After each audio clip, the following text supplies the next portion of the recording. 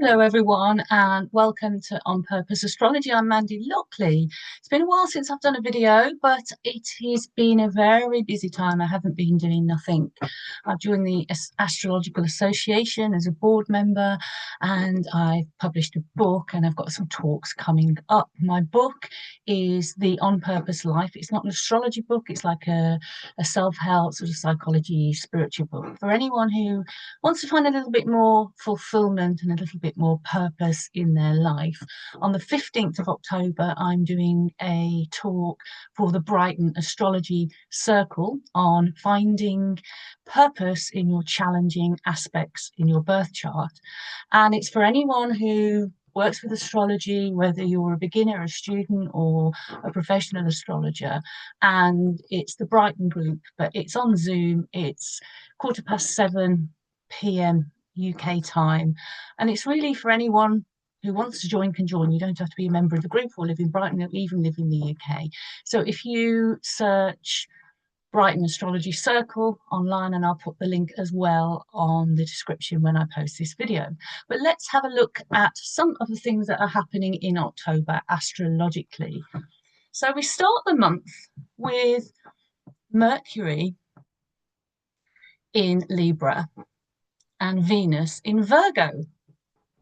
You might have ascertained that they're in each other's signs. Mercury's in the sign that Venus likes and vice versa. So they're a mutual reception, which means they're supporting each other. They're kind of holding hands across the cosmos. So bear in mind when I talk about Mercury in Libra now, where it is until the 7th of October, that Venus is there helping out. Well, what have we seen? Venus is the sign. Venus is about peace and getting along and agreement. Mercury is about talking. Mercury in Libra in particular. We've seen some peace talks happening in the world, haven't we? Some peace talks. There's some conflicts going on in the world that are really awful to think about or to witness, never mind to be a part of. So there has been very recently a push for conflict resolution. Mercury in Libra, before it goes into Scorpio, and I'll talk about that in a minute, before it goes into Scorpio on the 7th of October, while it's still in Libra, it opposes Chiron in Aries. Mars, the god of war, is the sign that Chiron, the wounded healer, is opposing Mercury here, Mercury Chiron. So it's the warrior energy and the peacemaker energy. The wounded healer is Chiron, of course, as we know. So what might that mean in the world? We're looking at things, things that might manifest, how they might manifest in the personal life, but also in this talk about what we're seeing in the world. So as I've already said, that focus on healing conflict. Maverick voices as well. Don't forget that Chiron, as well as being the archetype of the wounded healer, Chiron is also the maverick, and I would say especially so in the sign of Aries. So maverick voices, fighting must stop, is the message we're getting and what most of us are praying for. But the wounded healer archetype of Chiron is showing us, okay, once the fighting stops, fingers crossed that'll be soon, wherever it's happening in the world, then the trauma healing begins. Then the wounds become apparent and the healing process begins. Mercury in Libra is also making a square at the same time with Jupiter in Cancer in early October. So you've got big egos, perhaps, voices with big egos. But also, Jupiter is generally a benign planet. So there's a focus there on safety and security. Also focus perhaps on homelands as well, where we feel at home. Where are the homelands in the world? Where do people belong? Where do they feel like they want to belong? Where they need to belong? Where they really should belong? Then Mercury goes into Scorpio on the 7th of October on the same day as a full moon. So a big change in the Mercury energy there from Libra. It is very communicative and open, and it wants balance and fairness, and it wants to please. Whereas Scorpio is a very different energy, and on the same day as a full moon, that makes it even more intense. Mercury in Scorpio is already intense, but on a full moon, on the 7th, on the day it moves times, there's that feeling that all the cards are on the table. Everything is to play for. Everything can be seen. But I think Mercury in Scorpio invites us to be strategic rather than rushing to make decisions. We're in a world, if we're thinking about the Saturn-Neptune conjunction, shifting sands, lack of certainty, things are dissolving. But Mercury in Scorpio wants certainty. So I think it's useful to remember that there are no perfect solutions to some of the problems in the world, and also some of the personal problems we might be facing. But there are practical solutions, possibly, that can make tangible differences. Now, Mercury in Scorpio is incisive. I've already said it's a strategic thinker, but it's also incisive and deep thinking, possibly suspicious, but a powerful communicator. It probes, wants to get deep into things. It wants to uncover the truth from all the confusion that's going around at the moment. Mercury in Scorpio helps us to see the hidden motivations, helps us to uncover the truth as well. So expect these to become clearer during this transit of Mercury in Scorpio. Later on, towards the very end of October, Mercury in Scorpio goes retrograde. By then it's gone into Sagittarius, so a little bit of time in Sagittarius, and it does go back into Scorpio. So whatever it plays out in the first sort of half or so of October, we will see maybe some repetition, some more things to go over, some more things to redo or review in November.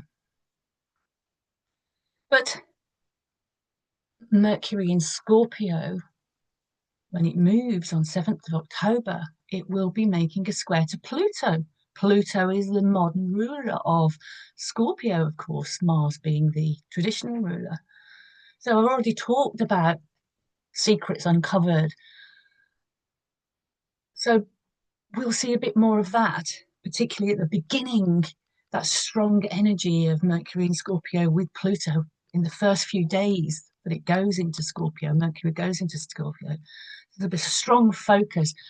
Taboos might be broken, mindset changes, mindset transformations as things become a little bit clearer from the confusion that many of us are in at the moment. Seeing things for what they are, we might need to be mindful of obsessive thinking, and also remember that words can hurt. So remember to be kind to yourself and to others, particularly when you're communicating difficult things, when you're having difficult conversations. And then on the 14th of October, Venus goes into Libra. Libra is the sign where Venus feels very comfortable. It's about balance, fairness in situations, in relationships, in any kind of partnership, and in any kind of alliances. There's that pull for friendship, but also fairness. So who are our friends? Venus in Libra can also be about how we deal with our open enemies as well. So that's something to bear in mind. People that we need to have conversations with, we need to come to compromises with. Again, it's open enemies, so enemies is quite a strong word. So people that you don't necessarily get along with, but you have to get along with, is really what I'm talking about. Venus in Libra is a good energy for having those conversations, to trying to come to compromise, to having negotiations. Good communication is key here. And in the world, and also in our private lives, if it's relevant, there's a renewed, perhaps, hope here for peaceful outcomes. Now, what's interesting is Venus in Libra, when it moves into Libra, early in Libra, so it goes into the 14th of October. So we're talking about from the 12th to the 15th of October, just before it moves and a couple of days after it moves, 12th to 16th of October, say. Venus in Libra forms the apex of a kite. which is a aspect pattern that basically looks like a kite in the sky. The apex is the Venus in Libra, as I've already said, fast moving. And what it's plugging into to make that kite is the ongoing Saturn-Neptune conjunction, which is sextile to the trine between Uranus and Pluto. You've probably heard a lot or looked into a lot about this particular configuration that is already be in play, and it's going to be going on through into at least the middle, if not the end of next year. So it's a long running configuration here, but we get a little bit of a taste of it every time a faster moving planet like Venus or Mercury or Mars or even the moon hits a spot in that configuration. So Venus is here because it's a kite, the apex of the kite, as I already said, Venus in Libra. That planet is the focus of where we can find productive outcomes and resolutions, where agreements can be made, where they can be made in a fair and balanced way. We already said Venus in Libra, about balancing situations and partners, agreements, willing to compromise, negotiation. Can't please all of the people all the time, but you can do what you can to make it as fair as possible. That's really what we should be aiming for, I think.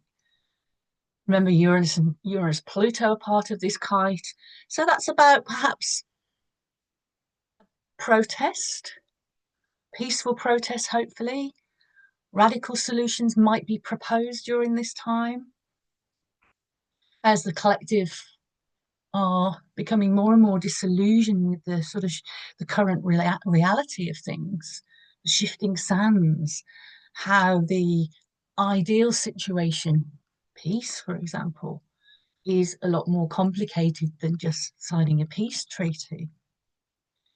So there might be figures advocating for a change in the status quo that makes life better. So this can be quite a positive thing, I think. Venus in Libra with this configuration of Saturn, Neptune, Uranus, Pluto, very short-lived, quite just for 2 days, but we might see some progress. And of course, in our personal lives as well, don't forget, our personal lives often feel very different from what's going on in the world, but we are affected by what's going on in the world. We can get upset when we're watching the news, for example, but just going to the personal. It's about finding balance in our personal relationships. Having talk, getting to the truth, getting to the heart of the matter, getting to the deep stuff, because don't forget we're talking about Mercury in Scorpio at the same time. But that potential to move forward, particularly if we're using the energy of that kite, with realistic, positive strategies and a realistic, positive mindset. Also, with the understanding of trying to meet your own needs in a balanced way, but also meeting the needs of others, and where you can find that compromise where everyone has the best shot at getting their needs met in our interpersonal relationships. And really breakthroughs are possible, I think, particularly sort of mid-month, the second week of October to mid-month, if this is where we're at. So I hope that is really helpful. It's a short video, first one in a while, and thank you for listening. I'll put the details below for my book if you're interested, and also for the talk I'm doing for the Brighton Astrology group on the 15th of October. I hope you'll join us. I hope you'll enjoy this video, and there'll be more to come, I promise, as things get a little bit calmer in my personal life. Thank you.